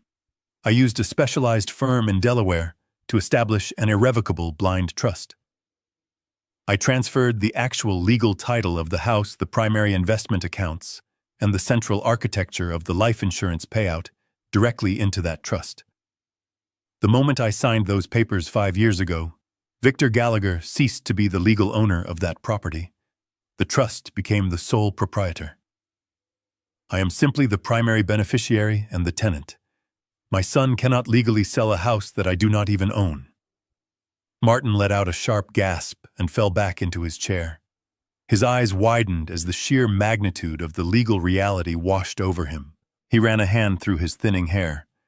"But the paperwork," he stammered. "The deed he gave to the buyers. The bank account numbers he used to move the $485,000. What exactly did he steal?" "He stole a beautifully orchestrated illusion," I replied with a cold smile. "When I set up the blind trust, I knew Derek was careless, and I knew Brooke was incredibly greedy.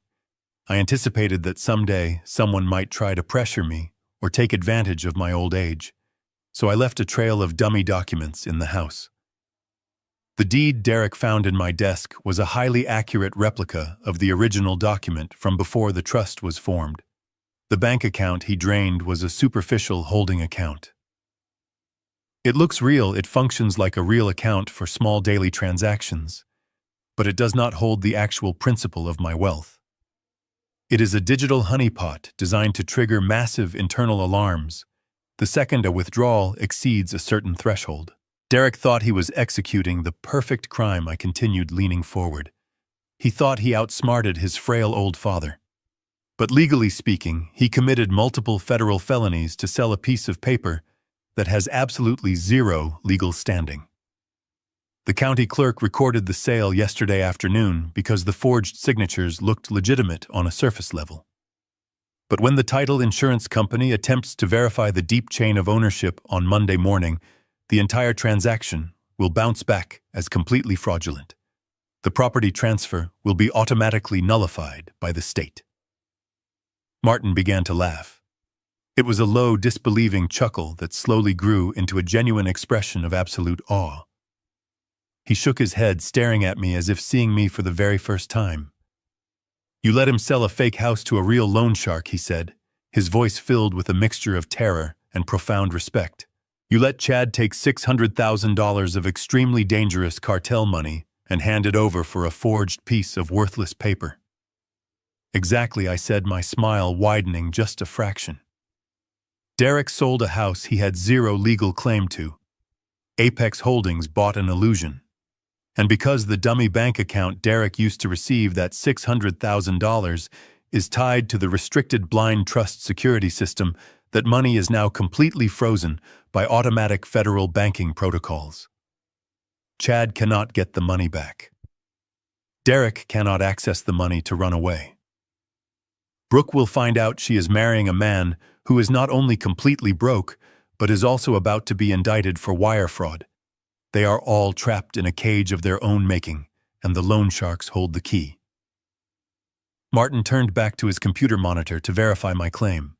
His fingers flew across the keyboard as he accessed the back end of the holding account where the funds had been deposited. The screen illuminated his face with a pale blue light. He navigated through the secure financial portal, bypassing the surface-level ledger that Derek had seen. When he reached the core transaction history, his mouth parted in silent astonishment. Right there on the screen was the inbound transfer of $600,000 from Apex Holdings. But the text was not printed in the standard green font that indicated available liquid funds. It was highlighted in a bold, glaring red block. Across the status bar read a very specific sequence of words: unauthorized external deposit pending federal fraud review, account frozen. I walked over and looked over his shoulder at the glowing red text. "I designed that specific security protocol myself," I explained to him. "I call it the escrow devourer. When a standard checking account suddenly receives a massive influx of cash that does not align with its historical financial profile, a normal bank might just flag it for a manual phone call to the account holder. But this account is directly tethered to the blind trust. The trust operates under strict corporate compliance regulations. The moment Chad initiated that wire transfer, the system automatically identified the incoming funds as a severe anomaly. It did not reject the transfer and send the money back to Chad. That would have given him a chance to recover. Instead, the system accepted the deposit and immediately swallowed it whole, locking it inside a federal holding vault." Martin traced the red block of text with his finger. "The money is effectively paralyzed," he said. "Because the transaction triggered a fraud review, the bank will not release these funds without a full-scale investigation. And since the money originated from a shell company funded by an illegal syndicate, nobody is going to step forward to officially claim it. If Chad tries to call the bank to reverse the wire transfer, they will demand proof of the underlying real estate contract. When they run the title check, they will discover the deed he bought from Derek is a complete forgery. If he pushes the issue, he will be confessing to federal crimes over a recorded bank line. He cannot go forward, and he cannot go backward. He is entirely financially immobilized. I imagined Chad waking up in his expensive downtown apartment this morning. He probably stretched his heavily tattooed arms and smiled, thinking about the beautiful future he had planned with my future daughter-in-law. He probably opened his laptop expecting to see a confirmed property transfer and a clear path to his overseas escape. Instead, He is going to find a digital brick wall. He does not own $1 million house. He owns a worthless piece of counterfeit paper. The $600,000 he borrowed from violent criminals is completely gone, trapped in a bureaucratic nightmare that he can never legally challenge. He is legally broke, but his debt is very real. The people who run Silver State Financial Services do not care about banking protocols. They do not care about blind trusts or federal fraud reviews. When they handed over that duffel bag of digital cash, they expected a massive return on their investment by next week. They operate on absolute terror and strict deadlines. When Chad fails to produce the title to the house and fails to return their initial principal, they will not file a civil lawsuit in a downtown courthouse. They will send men to his gym. They will send men to his apartment. They will tear his life apart looking for their money. He thought he was playing a brilliant game of real estate flipping, but he was actually walking blindfolded into a minefield. And the most poetic part of this entire situation is that Chad cannot tell Brooke what has happened. If he admits that the money is trapped and the house is a fake, she will instantly realize that her golden ticket has evaporated. She is a parasite who only attaches herself to a wealthy host. Without the cash, Chad is completely useless to her. He knows this. He will try to hide the panic. He will try to pretend everything is going exactly according to their master plan. He will put on his tailored suit, and he will dram to my son's wedding, carrying the crushing weight of a massive syndicate debt on his shoulders. He will stand in the crowd, sweating profusely, waiting for an opportunity to magically fix an unfixable disaster. Martin leaned back and rubbed his tired eyes. We have armed a bomb and locked them all in the room with it. What do we do now? Do we just wait for the syndicate to figure it out? I stepped away from the desk and walked toward the door of the office. We have spent the entire night gathering the ultimate proof of their unforgivable crimes. The digital trap has successfully closed around them with absolute perfection. No, I replied, picking up my jacket. We are not going to leave this to chance. I have absolutely no intention of hiding in the shadows while they enjoy a luxurious party funded by my stolen legacy. They must face the brutal consequences of their terrible decisions in front of everyone they know. The wedding ceremony begins at 4 o'clock this afternoon at that ridiculous outdoor estate. They are going to serve expensive food and play beautiful music. They are going to celebrate a union built on the total destruction of my family. I am going to go home, change into my best suit, and attend my only son's wedding. I want a front row seat when the realization of what they have done finally washes over them. I want to look directly into their eyes when the walls collapse. I left Martin's law office shortly after sunrise and allowed myself a few hours of much-needed rest at his private downtown apartment. The morning had been a whirlwind of digital forensic work and legal preparation, but the afternoon required a completely different kind of focus. It was now exactly 3 in the afternoon. The extravagant outdoor wedding ceremony was scheduled to begin at 4. I stood in the center of Martin's opulent guest bathroom, staring directly into the large, brightly lit mirror over the marble sink. The face looking back at me was no longer the face of a confused and defeated senior citizen. The exhaustion of the previous night had completely vanished, replaced by a cold and hardened resolve. I turned the brass handle and let the hot water run, splashing it over my face to wash away the last lingering traces of the frail old man I had pretended to be. That pathetic character had served his purpose perfectly.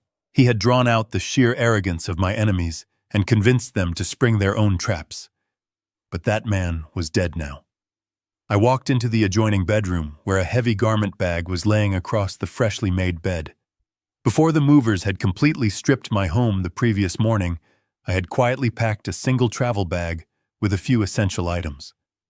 Inside that bag was the armor I needed for today. I unzipped the dark canvas slowly and carefully extracted a custom-tailored, charcoal gray Tom Ford suit. I had purchased this exact suit 5 years ago for my official corporate retirement party. It was the suit I wore when the board of directors stood and applauded my 3 decades of ruthlessly dismantling financial criminals. The fabric was immaculate, and the cut was dangerously sharp. I slipped into the crisp white dress shirt, buttoning it with steady and deliberate fingers.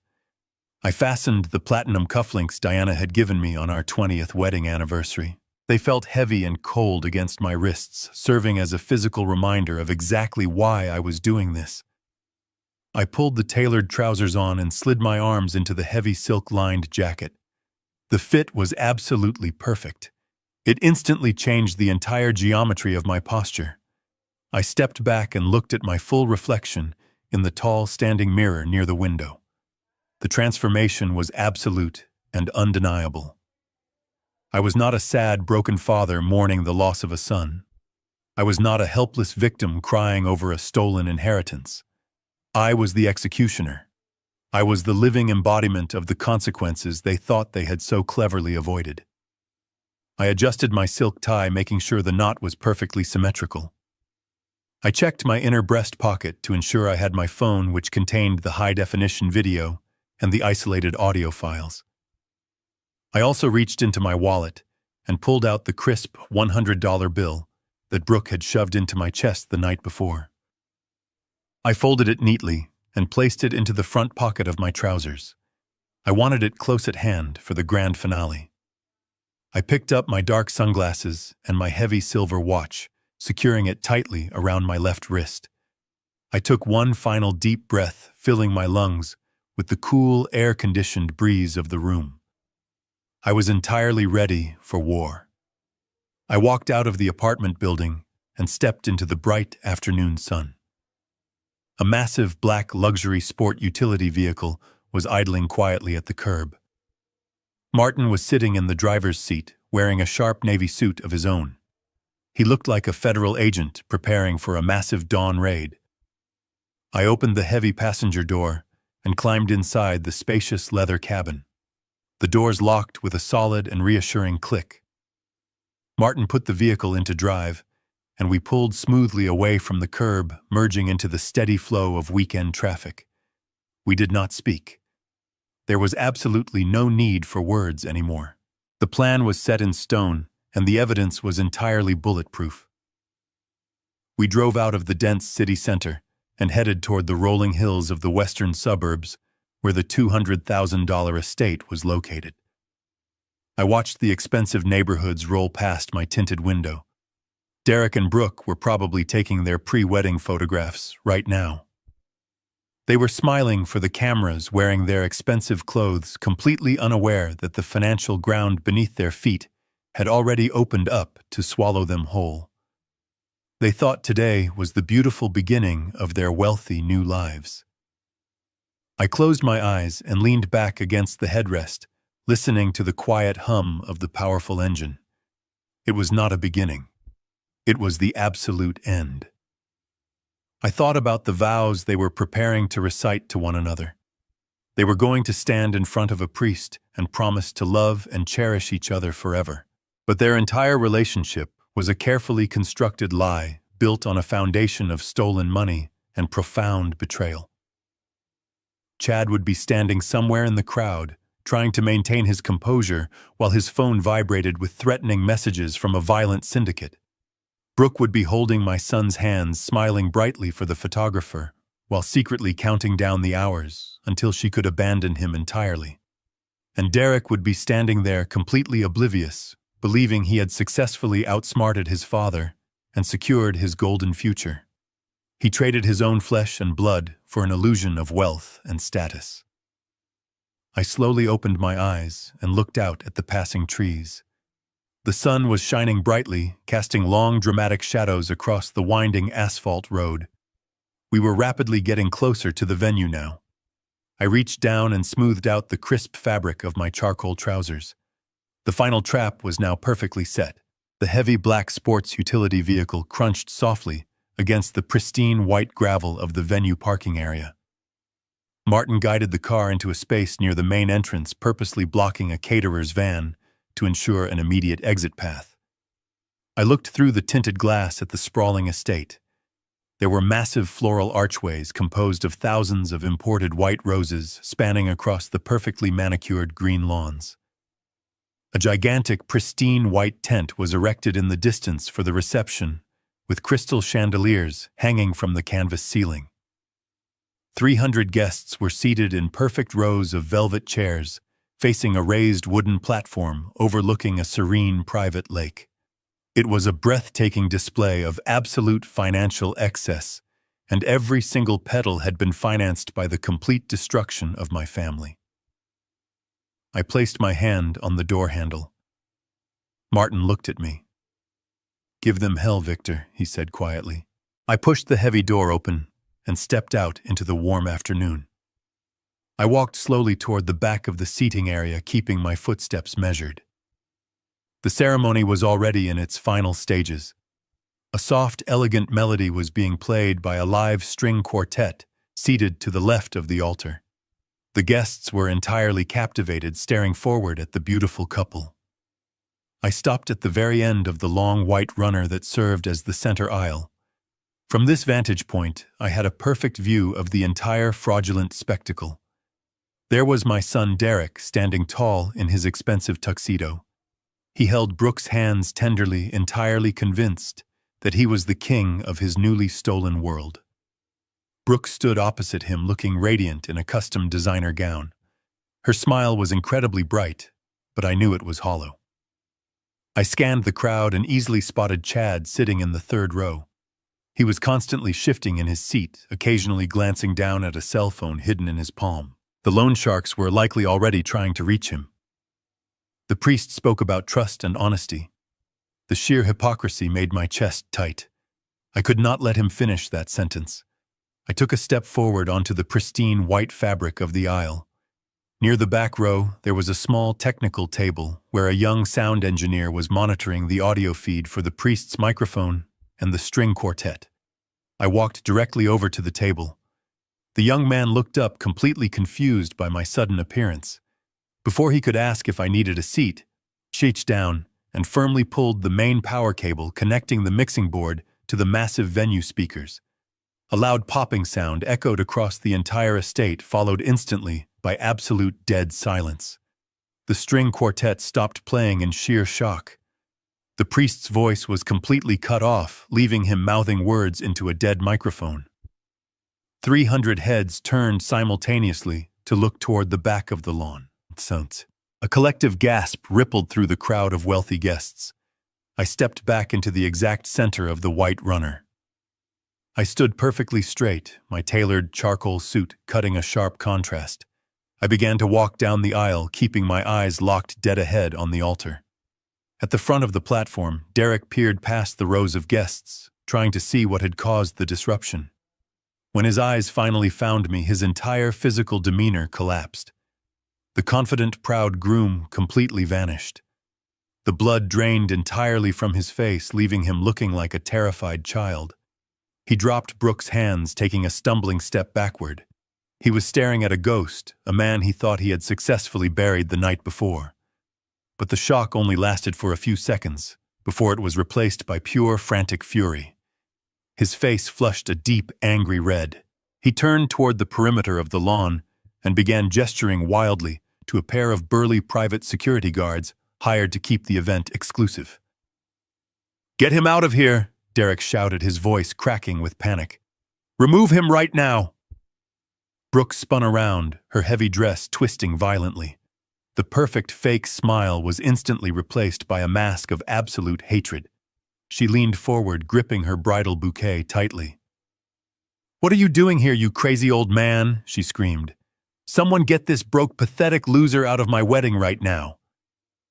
The two security guards began to jog down the side aisles to intercept me. Murmurs of confusion and alarm spread rapidly through the seated guests. People were whispering, asking each other who I was and why I was ruining the day. Chad stood up in the third row, his face a mixture of confusion and dread. I ignored all of them. I ignored the guards closing in. I ignored my sons, frantic shouting. I ignored the bride screaming insults at me from the altar. I kept walking, stepping firmly onto the first wooden stair of the raised platform. The priest instinctively took a step back, holding his hands up in a defensive gesture. The wedding singer, a young woman in a modest black dress, was standing frozen near her microphone stand on the right side of the stage. I walked directly past Derek, who was now frozen in absolute terror, and stepped right up to the singer. "Excuse me," I said softly, reaching out my hand. She was so shocked by my calm, authoritative presence that she simply let go of the microphone and stepped away. I gripped the heavy metal handle of the microphone.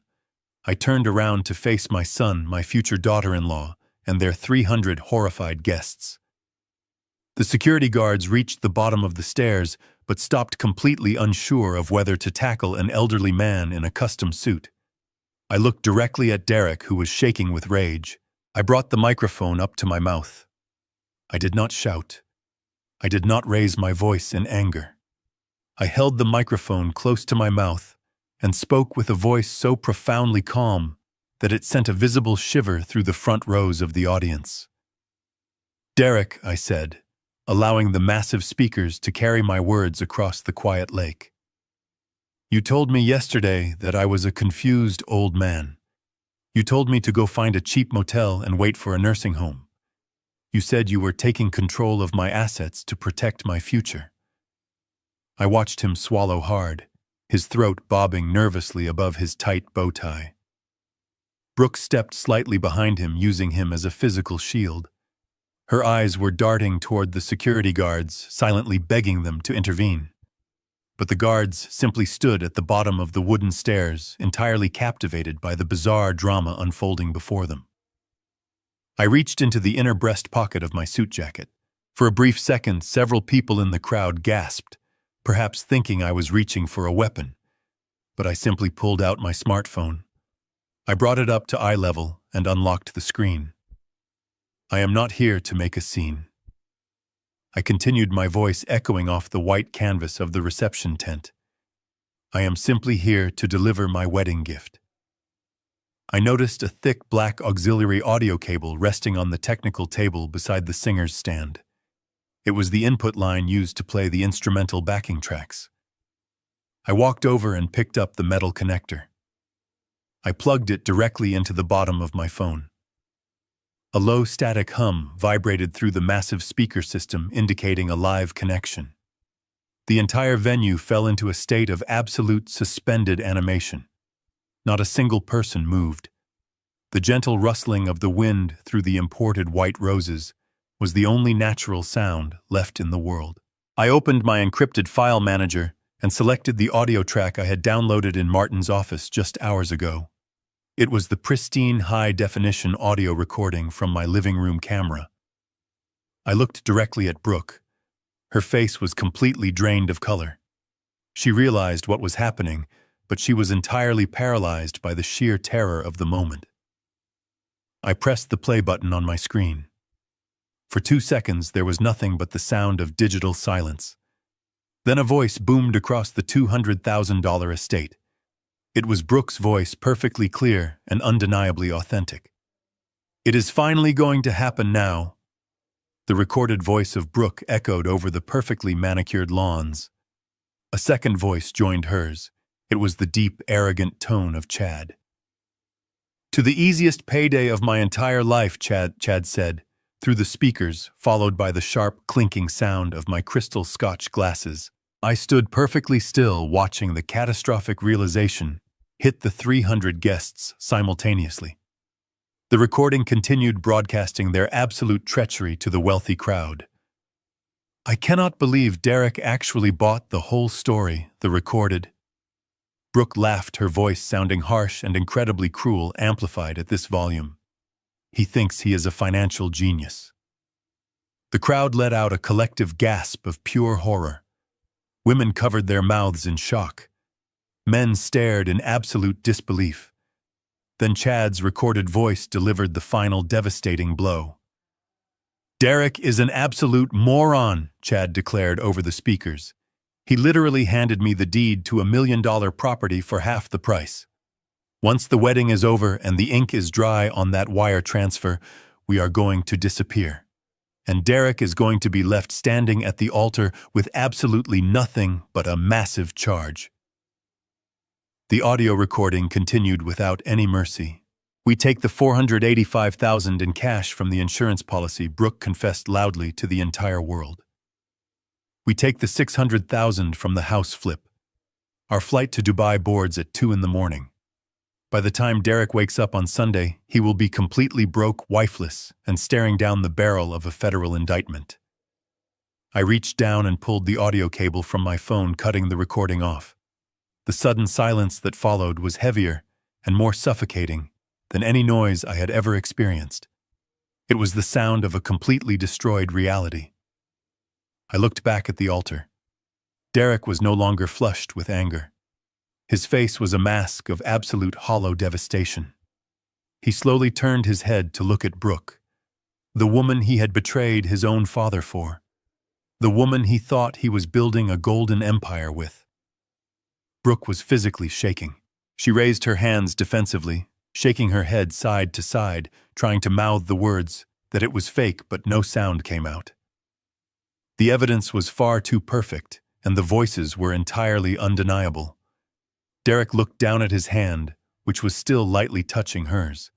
He pulled his hand away violently, as if her skin was suddenly made of burning acid. He stumbled backward, almost tripping over the train of her expensive designer dress. He clutched his chest, his breathing rapid and shallow. "Brooke, look at me." Derek gasped, his voice breaking completely. "Tell me that is not real. Tell me you did not plan to leave me with a federal felony." Brooke simply began to cry. Not tears of remorse, but tears of a trapped animal realizing the cage had slammed shut. In the third row of the guest seating, a sudden movement caught the corner of my eye. Chad had realized that his entire scheme was violently exposed. He knew the bride was ruined and the money was gone. He slowly stood up from his velvet chair, trying to keep his head down. He began quickly shuffling sideways down the long, carpeted row. I watched Chad moving desperately toward the edge of the seating area, trying to slip away into the shadows of the large white reception tent. I brought the microphone back up to my lips. "Going somewhere, Chad?" I asked, my voice cutting through the thick silence like a sharpened blade. Every single head in the audience snapped around to look at the muscular fitness trainer who was now frozen halfway down the aisle. "You might want to stay exactly where you are," I advised him. "The exits are no longer a viable option for you." I turned my attention back to my son. Derek was staring at the ground, his chest heaving as he struggled to process the monumental collapse of his entire reality. He looked up at me, his eyes begging for some sort of reprieve, begging for this to be a terrible nightmare, but there was no mercy left in my heart for the boy who had tried to erase me. "You thought you were incredibly clever, Derek," I said, my words rolling across the quiet lake behind him. "You thought you could just declare me incompetent and liquidate my entire life to pay for this ridiculous charade. You went into my home office and you found the deed to my house. You took it to a shady buyer thinking you were making the ultimate real estate deal. You thought you sold my house to fund your new perfect life." I took a slow, deliberate step closer to him. The security guards had completely backed away, realizing they were witnessing a family execution rather than a physical threat. "Let me educate you on how real wealth is actually protected, Derek. The deed you stole was nothing but a high-quality replica. It was a dummy document I kept in my desk for exactly this kind of foreseeable betrayal. 5 years ago, I transferred all of my major assets, including the actual legal title to that property, into an irrevocable blind trust. I do not legally own that house anymore, and neither do you. You forged my signature on a temporary power of attorney that had been expired for 8 months to sell a property that you had absolutely zero legal claim to. You did not sell $1 million estate to a private buyer. You committed massive document forgery and sold a worthless piece of paper to a shell company." Derek swayed on his feet, visibly dizzy from the relentless barrage of truth. He reached out to grab the wooden railing of the altar to keep himself from collapsing onto the floor. The guests were whispering frantically to each other, now the scandal completely consuming the wealthy crowd. Brooke was sobbing uncontrollably, her hands covering her face, her expensive makeup running down her cheeks in dark, ugly streaks. But I was not finished dismantling his stolen empire. And then there is the matter of the $485,000. I continued, raising my voice just enough to silence the murmuring crowd.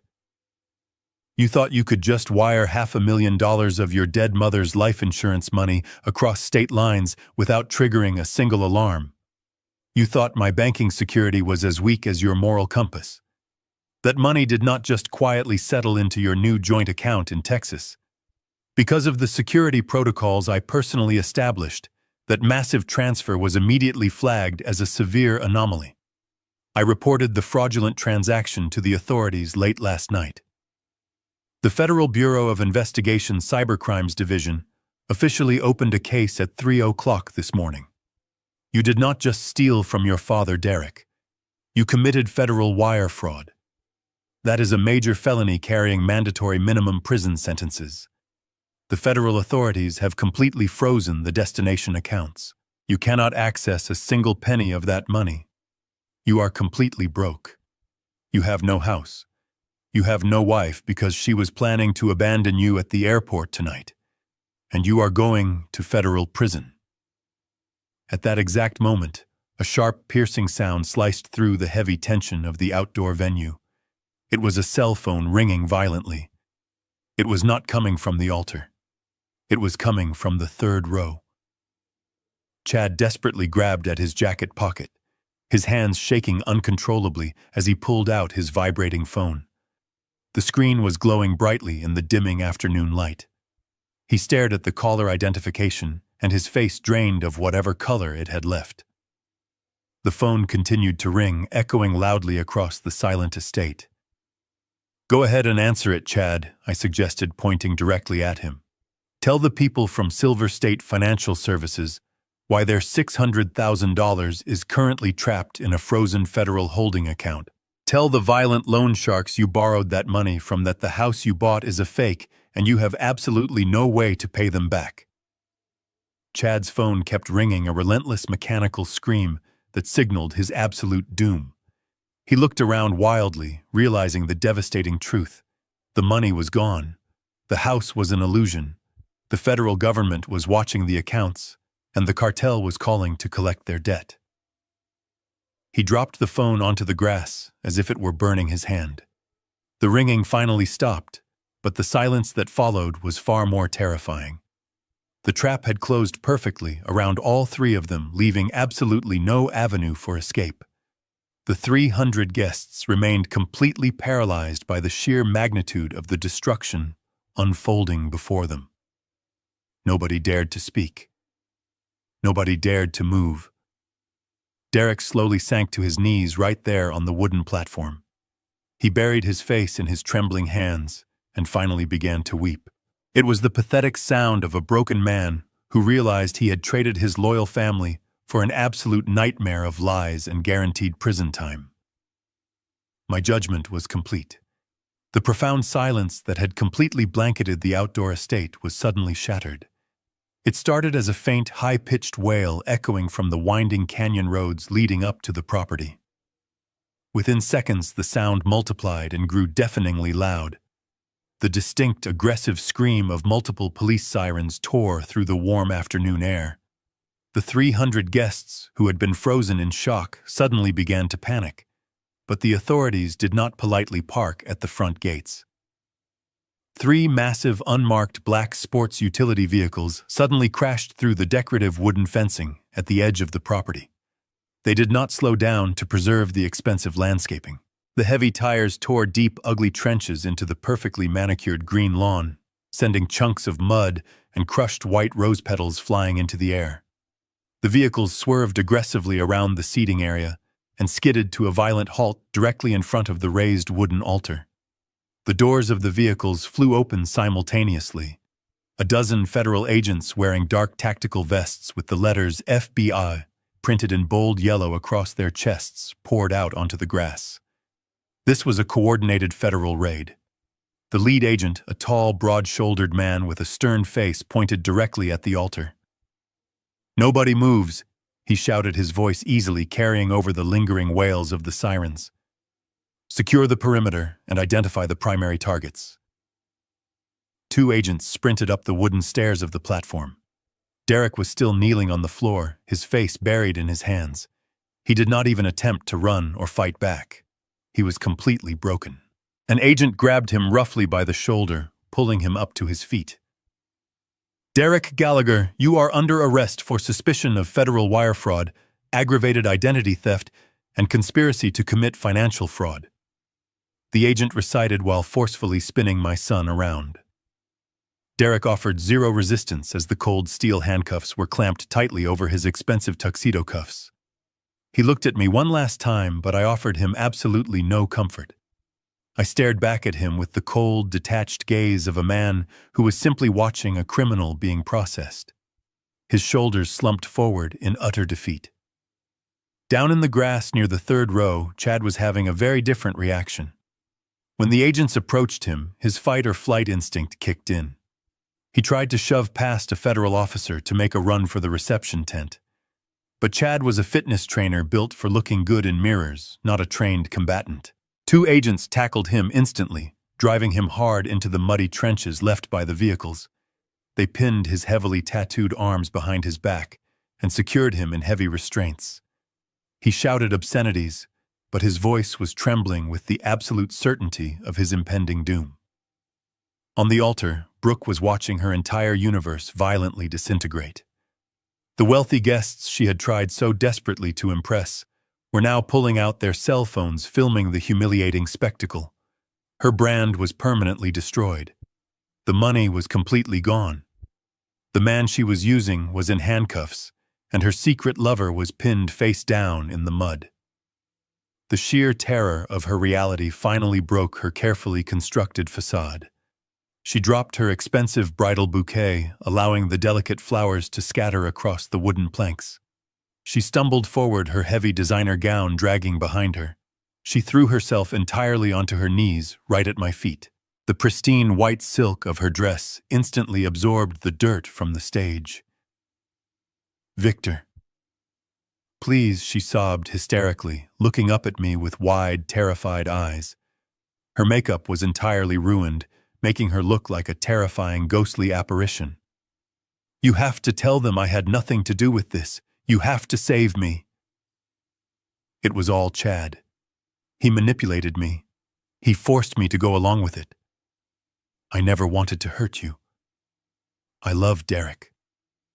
Please, Victor, you cannot let them take me to prison. I cannot survive in a place like that. She reached out with her trembling hands, grabbing the bottom of my tailored suit trousers, her fingers clutching the expensive fabric like a drowning woman clinging to a life raft. She was willing to throw everyone under the bus just to save her own skin.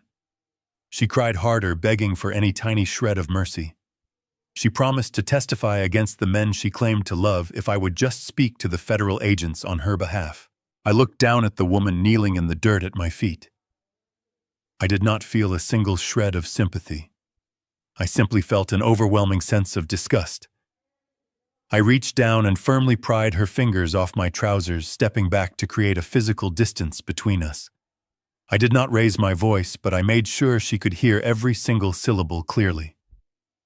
You made your choices, Brooke. I said, my tone completely devoid of any emotion. You orchestrated the theft of a dead woman's legacy.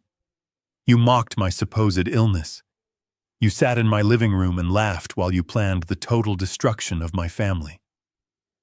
I reached into the front pocket of my trousers. My fingers brushed against the folded piece of paper I had kept exactly for this moment. I pulled it out and slowly unfolded it, smoothing the creases. It was the crisp, new $100 bill she had shoved into my chest the night before. I held it between my index and middle fingers, just like she had done. I looked into her sobbing, desperate eyes. I let the bill slip from my fingers. It fluttered gracefully through the air, catching a brief breeze before landing softly directly in her lap.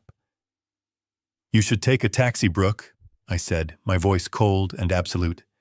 Your perfect aesthetic is completely ruined. 6 months have passed since that spectacular afternoon. The crisp autumn air has now settled over Austin, bringing a quiet peace that I have not felt in a very long time. I'm sitting on the front porch of my home. The same home that was stripped bare by careless movers is now completely restored. Every piece of antique furniture, every painting, and every memory has been returned to its rightful place. The heavy mahogany console table sits exactly where Diana and I placed it 40 years ago. The polished wood gleams under the soft morning light, reminding me that some foundations simply cannot be broken. I hold a steaming cup of black coffee in my hands, watching the morning sun filter through the leaves of the large oak tree in the front yard. The house is quiet, but it no longer feels hollow. It feels incredibly safe. The storm that ripped through my life has finally passed, leaving behind a perfectly clear sky. The justice system moved with surprising speed once the evidence was presented. Derek did not even attempt to fight the charges. When faced with the undeniable audio recordings, the forged documents, and the massive wire fraud evidence, his public defender advised him to take a plea deal. My son, the boy who thought he was a financial genius, is currently serving a 5-year sentence in a federal correctional facility. He writes me letters occasionally. The envelopes arrive stamped with the strict seal of the federal prison system. I read them carefully, but I do not reply. The letters are full of desperate apologies, but they read more like the regrets of a man who is incredibly sorry. He got caught rather than a man who is truly sorry for what he did. He constantly complains about the harsh reality voice of his concrete cell and the complete loss of his luxurious lifestyle. Perhaps in 5 long years, he will finally learn the absolute value of an honest dollar. Brooke did not fare much better. She tried desperately to spin a false narrative of victimhood, claiming she was entirely brainwashed by the terrible men in her life. The federal prosecutors did not believe a single word of her tearful performance. She is currently under an intense federal investigation for criminal conspiracy, and her precious social media aesthetic is completely obliterated. The wealthy friends she tried so hard to impress completely abandoned her the exact moment the handcuffs came out. Nobody wanted to be associated with a high-profile federal fraud case. She now lives in a tiny, cramped apartment working a grueling minimum-wage retail job just to pay her constantly mounting legal fees. Every day is a bitter reminder of the incredible wealth she threw away out of sheer endless greed. As for Chad, his fate was decided entirely outside the traditional courtroom. When the federal government seized the fraudulent holding account, the $600,000 he borrowed from Silver State Financial Services was permanently confiscated as illegal proceeds of a severe financial crime. The incredibly violent loan sharks did not care about federal holds or official court orders. They only cared that their massive investment was completely gone. Chad practically vanished into thin air exactly 3 days after the disastrous wedding ceremony. Rumor has it he fled the state entirely, leaving behind his leased luxury cars and his failing fitness business. He is spending the entire rest of his miserable life constantly looking over his shoulder, jumping at every single shadow, knowing the cartel will never stop hunting him down. He traded a secure, comfortable life for a quick payout and successfully bought himself a permanent waking nightmare. A sleek black car pulls into my driveway, interrupting my quiet reflections. Martin steps out carrying a thick leather briefcase. He walks up the familiar stone steps and hands me a pristine stack of formal legal documents. "Good morning, Victor," he says with a very warm, genuine smile. "Today is the day, my friend." I set my warm coffee down on the table and take the heavy silver pen he offers me.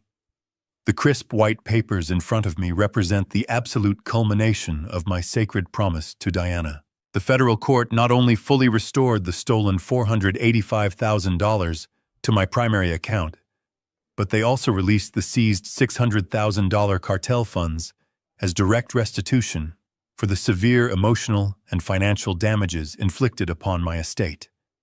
With a few precise, deliberate strokes of the pen, I sign the final establishing charters. The massive sum of money is officially transferred. The defunct community center on the east side of town has been completely purchased and fully renovated to the highest possible standards. Next week, we will cut the bright red ribbon and officially open the doors to the Diana Gallagher Youth Shelter. It will serve as a safe haven for innocent children who have nowhere else to go. Children who desperately deserve a chance to build a real family.